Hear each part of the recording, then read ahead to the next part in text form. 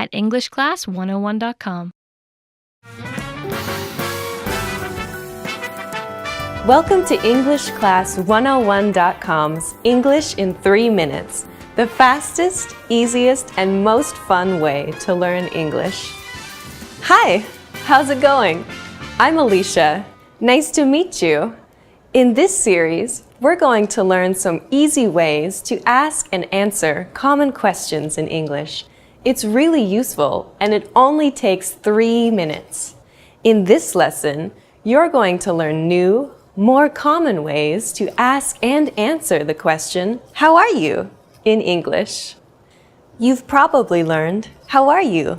and "I'm fine" in textbooks before, but in the United States, people will usually ask this question and answer it in a different way. First, let's review. If someone says, "How are you?" you can say, "I'm fine." I'm fine. Here are some other ways to answer. Pretty good. This means about the same thing as "I'm fine." Pretty good. We also have not bad. You can use this if you are feeling just okay or so-so. Not bad. Let's look at our question again. How are you? This is the most well-known way of asking how someone is. You could use it when you want to be polite. But now, let's look at some different ways to ask how someone is. These ways are more casual and much more common. First, hey, how's it going? Hey, how's it going? You can answer this in many ways. If you're feeling good, you can say, good. Good. Pretty good. Pretty good. Not bad. Not bad. Once more, good. Pretty good. Not bad. Here's a tip. Even though these answers mean the same thing as "I'm fine," you can't answer "How's it going?" with "I'm fine." It will sound a bit strange. If you're not feeling good, you can say "Not so good." Not so good. Not great. Not great. Or not so well. Not so well. Be careful. If you say one of these, the other person will usually ask, "Why? What's wrong?" to be polite. Then you will have to explain. Another casual but very common version of "How are you?" is "What's up?" What's up? To reply, use a cheerful voice as you say, "Not much," "Not much," or "Nothing much," "Nothing much." This means you're free and able to chat. Since "What's up?" is just another way of saying hello, you can also reply with "Hey" or "Hi." Now it's time for Alicia's advice. A lot of the time, when we ask questions that mean, "How are you?" in English, we're not actually asking about the other person's health. We're only asking to be polite. You should think of these questions as another way of saying hello, a way for the conversation to get started, instead of actual, literal questions. In fact, when someone asks you, "What's up?" you don't even have to answer. Just say, "What's up?" in reply. Welcome to EnglishClass101.com's English in 3 minutes, the fastest, easiest, and most fun way to learn English. Hey everyone, I'm Alicia. In this series, we're going to learn some easy ways to ask and answer common questions in English. It's really useful, and it only takes 3 minutes. In this lesson, you're going to learn how to ask what someone's job is in natural English.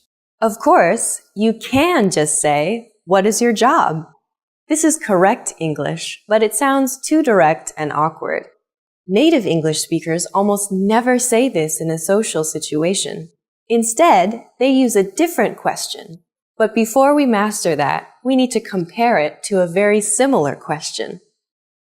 What are you doing? I'm presenting a video about English. What do you do? I'm an English teacher. Do you see the difference? These two questions, what are you doing? And what do you do? Sound similar, but mean different things.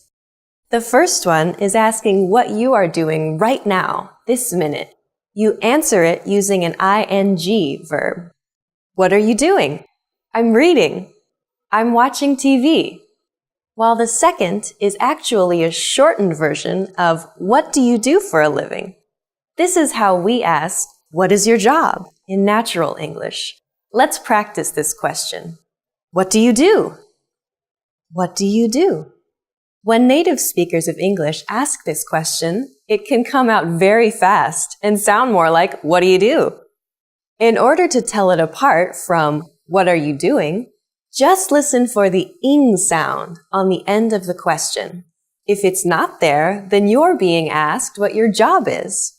So how would you answer this question? Just think of it as if the other person is asking you, what is your job? You could answer with, I am, plus your job. I'm a teacher. I'm a teacher. Or, I'm an engineer. If you want to learn more job names, go to EnglishClass101.com and check out the core word lists. These cover job vocabulary and more, and include a picture and audio to help you perfect your pronunciation. You can also mention the place that you work at, starting with, I work at. I work at a hospital. I work at a hospital. I work at a law firm. I work at a law firm. If you work for a big company that is well known, you can say, I work for, and then the name. I work for Microsoft. I work for Microsoft. I work for the New York Times. I work for the New York Times. Now it's time for Alicia's advice. When you ask the question, what do you do? And the other person tells you their job, it's polite to make some kind of positive comment about his or her job. For example, how interesting, or that must be exciting, or even, oh, really? Remember to sound sincere. Welcome to EnglishClass101.com's English in 3 minutes, the fastest, easiest, and most fun way to learn English. Hey everyone, Alicia here. In this series, we're going to learn some easy ways to ask and answer common questions in English. It's really useful and it only takes 3 minutes. In this lesson, you're going to learn how to ask what someone's hobbies are without using the word hobbies. You've probably seen the question, do you have any hobbies? Or, what are your hobbies? In an English textbook before. However, native English speakers almost never use the word hobbies when asking about them. A much more natural way to ask the same question is, what do you do for fun? Let's practice this question. What do you do for fun? What do you do for fun? You can also ask, what do you do in your free time? What do you do in your free time? So how would you answer this question? Let's look at how native speakers would do it. The easiest way is to say, I like to, or just, I like, followed by what you like to do. For example, if you like watching movies, you could say, I like to watch movies, or I like watching movies. I like to watch movies, or I like watching movies. And if you like golf, you could say, I like to play golf, or I like playing golf. I like to play golf, or I like playing golf. You can emphasize how much you like your hobby by adding a word like really in front of like. For example, I really like watching movies. On the other hand, if you want to play down how much you like something, you can say kind of. For example, I kind of like playing tennis. Now it's time for Alicia's advice. If you don't have any special hobbies or don't want to be specific, a good way to reply is, I like hanging out with my friends and stuff like that. I like hanging out with my friends and stuff like that. Just use I like and add hanging out with my friends and then add and stuff like that. Welcome to EnglishClass101.com's English in 3 minutes, the fastest, easiest, and most fun way to learn English. Hey everyone, I'm Alicia. This series explains some easy ways to ask and answer common questions in English. It's really useful and it only takes 3 minutes. In this lesson, you're going to learn some different ways people will ask you, where are you from? First, though, where are you from can mean many things. It can mean, what city are you from? Or what state are you from? In fact, Americans ask this question to each other all the time to learn what part of America the other person comes from. Of course, though, it can also mean, what country are you from? If you want to answer this question, there are 2 ways to do it.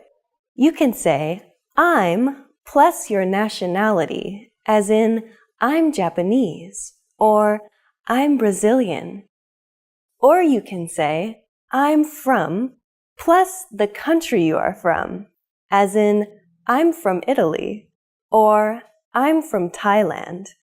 If you're from a really famous city or place, you can say that too. For example, I'm from Beijing, or I'm from New Delhi. Many times, though, Americans won't ask, what country are you from? Or even, where are you from? In many casual situations, they will say it in a simpler way. Where are you from? This is just like, where are you from? But they take out the are. Where are you from?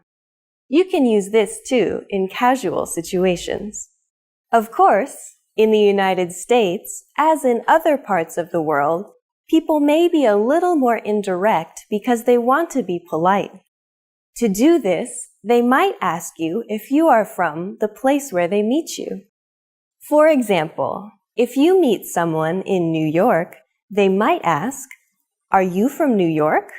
Or if you are in San Diego, they might ask, are you from San Diego? Many parts of the United States are very multicultural, so asking the question this way avoids what could be an embarrassing mistake. You can answer this the same way you answer, where are you from? Just add a simple no in front. For example, you can say no plus I'm plus nationality. No, I'm French. Or no plus I'm from plus country. No, I'm from Russia. Now it's time for Alicia's advice. Since the United States is very large, people you meet may take great pride in the place or region they come from. If you ask someone about where they're from, they may respond by saying something like West Coast, or the East Coast, or California, or the South, or the Midwest. If they answer in this way, it usually means they are interested in talking more about their region and how it differs from others. Welcome to EnglishClass101.com's English in 3 minutes, the fastest, easiest, and most fun way to learn English. Hey everyone, I'm Alicia. This series will teach you some easy ways to ask and answer common questions in English. It's really useful and it only takes 3 minutes. In this lesson, you're going to learn some new ways to ask someone, what's your name? Including one that you can use when you have forgotten someone's name. Now, what is your name? Was probably one of the first questions you learned when you started studying English. I have to tell you, though, that most native speakers of English would never say this. In English, just like in other languages, it is often more polite to be a little indirect. Of course, the easiest way to avoid asking the question directly is to not ask at all. Just introduce yourself, and most people will respond by doing the same. When introducing yourself, simple is nearly always best. Just say, "Hi, I'm Alicia." To show that you want to know the other person's name, just add "and you" at the end. "Hi, I'm Alicia. And you?" "Hi, I'm Alicia. And you?" Just like before, take out my name, Alicia, and put your name in its place. After you say this, the other person will tell you his or her name. Okay, now let's talk about an embarrassing situation that happens to everybody. You have already met this person once before, but you have forgotten their name. The most polite thing to do in this situation is to apologize and ask again. There's a simple way to do this that's also polite. "I'm sorry, what was your name again?" "I'm sorry, what was your name again?" This sentence is very similar to "What's your name?" but it has 3 important differences. First, we say, "I'm sorry." A small apology can go a long way. After that, we say, "What was your name?" This is just like, "What is your name?" But instead of is, we use the past tense was. This is really important as it tells the other person that you remember meeting them. You haven't forgotten him or her. You have just forgotten the name. This little word makes all the difference. "I'm sorry. What was your name?" Finally, we add again to the end. This is another hint that tells the other person that you remember learning his or her name before, but you just can't recall it right now. "I'm sorry. What was your name again?" This phrase is appropriate for both formal and informal situations. Now it's time for Alicia's advice. In the United States, it's normal to address people by name in conversation more than once. In both formal and informal situations, it's a way to show respect or interest in the other person and can help you make friends. It is also a great way to practice someone's name so you don't forget it. If you are talking to someone named Anne, for example, instead of just, "What do you do for fun?" you could say, "Anne, what do you do for fun?" You can also put the name at the end of the sentence. "What do you do for fun, Anne?" You don't want to say the person's name too often or it will sound a little strange. But if you practice someone's name like this, you won't forget it. And people love to hear their own name. Welcome to EnglishClass101.com's English in 3 minutes, the fastest, easiest, and most fun way to learn English. Hey everyone, I'm Alicia. In this series, we're going to learn some easy ways to ask and answer common questions in English. It's really useful and it only takes 3 minutes. In this lesson, you're going to learn some ways to get in touch with someone after you have met them once already. In a lot of textbooks, you've probably seen the question, "What's your phone number?" What's your phone number? It's a very useful question, but there are 2 problems with it. First, it can sound a little too direct, especially when talking to members of the opposite sex. And second, people use the phone a lot less these days than they used to. Instead, they might prefer to connect by email or on a social network like Facebook. To start, though, a simple variation on "What's your phone number?" that sounds a little less direct is, "Could I get your number?" Could I get your number? We start the sentence with could, which softens the request. Next say I, then get, and finally your number, which is short for your phone number. This question is slightly casual, but it can be used in almost any situation. Recently, many people prefer to use email rather than the phone to communicate. Asking someone for his or her email address is also a little less direct than asking for their phone number. Could I get your email address? Could I get your email address? We just took could I get your number and replaced number with email address. It's that simple. Could I get your email address? If someone asks you either of these questions, you can reply by saying, "Sure, my phone number is," "Sure, my phone number is," or "Sure, my email address is," "Sure, my email address is," or "Sure, it's," and then say your phone number or email address at the end. By the way, if you're having any trouble with numbers, check out EnglishClass101.com's core word lists for these and other key vocabulary words. Each word comes with a picture, audio samples so you can perfect your pronunciation, and sample sentences and phrases so you can master its use in a sentence. Recently, many people use social networks like Facebook or LinkedIn or an online chatting service like Skype to communicate. People might ask you about these, especially if they are younger. If someone wants to connect with you through one of these services, they may simply ask, "Are you on?" followed by the name of the service. Are you on Facebook? Are you on Facebook? Are you on LinkedIn? Are you on LinkedIn? Are you on Skype? Are you on Skype?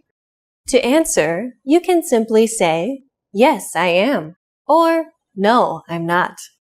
If you respond with, "Yes, I am," the other person may ask how they can connect with you on one of these services. Of course, if you're not on one of these services, they won't be able to contact you. If you still would like to stay in touch with the person, though, you can say, "No, but my email address is," or "No, but my phone number is," and then say your email address or phone number. By telling the other person a different way they can contact you, you'll show them that you want to hear from them. Now it's time for Alicia's advice. If you ask someone for their phone number, their email address, or some other form of contact information, they will usually give it to you if you have gotten to know them a little beforehand. If you ask too early in the conversation, though, they may be hesitant about sharing that information. The key is to make sure you talk for some time before requesting this kind of personal information. Welcome to EnglishClass101.com's English in 3 minutes, the fastest, easiest, and most fun way to learn English. Hey everyone, I'm Alicia. In this series, we're going to learn some easy ways to ask and answer common questions in English. It's really useful, and it only takes 3 minutes. In this lesson, you're going to learn how to ask and say where you live. Usually, someone will ask you where you live as a polite question after they've asked you your name, where you're from, and what you do for a living. They'll say, "So, where do you live?"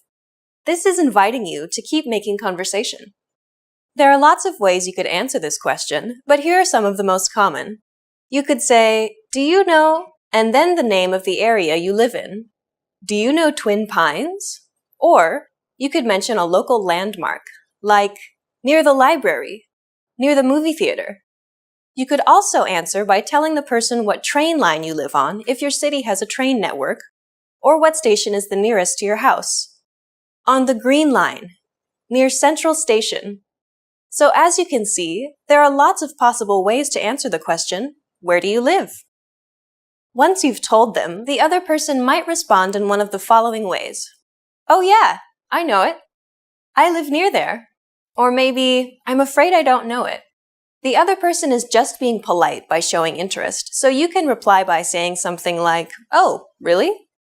Since the other person is asking you this question to be polite, A good way to continue the conversation is to ask them the same question in return. You can just say, "How about you?" Or, "Where do you live?" Put some stress on the you. Where do you live? Now it's time for Alicia's advice.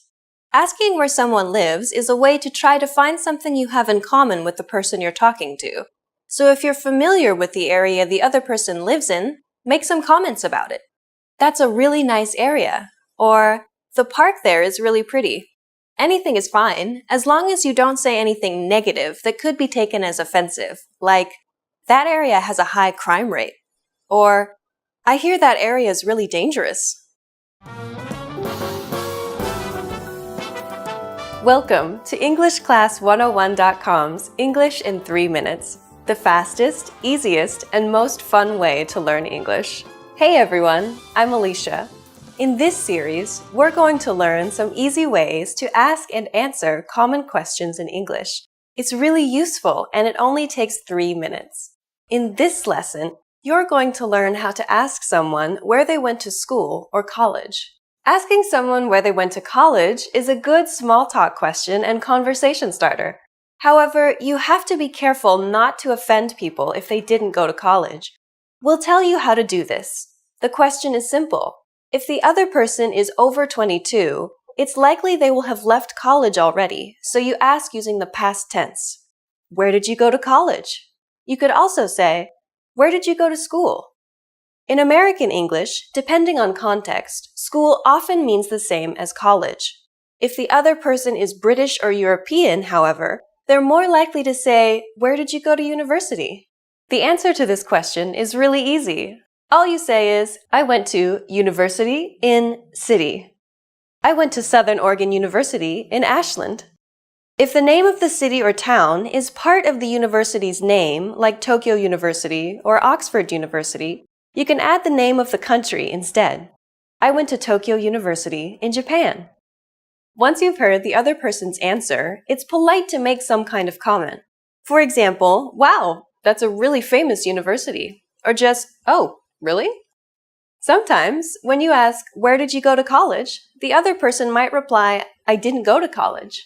In this situation, you should be careful how you reply so as not to appear rude. It's polite to not act surprised, but instead make a positive comment like, oh, really? Or ask a question like, did you go straight into a job? Now it's time for Alicia's advice. A good follow-up question to keep the conversation going is to ask the other person, what did you study? Or what was your major? This gives them an opportunity to talk about something they're interested in. In the next lesson, you'll learn how to ask another basic question about the other person, which often features in first-time conversations between native speakers. That's, do you have any brothers or sisters? See you next time!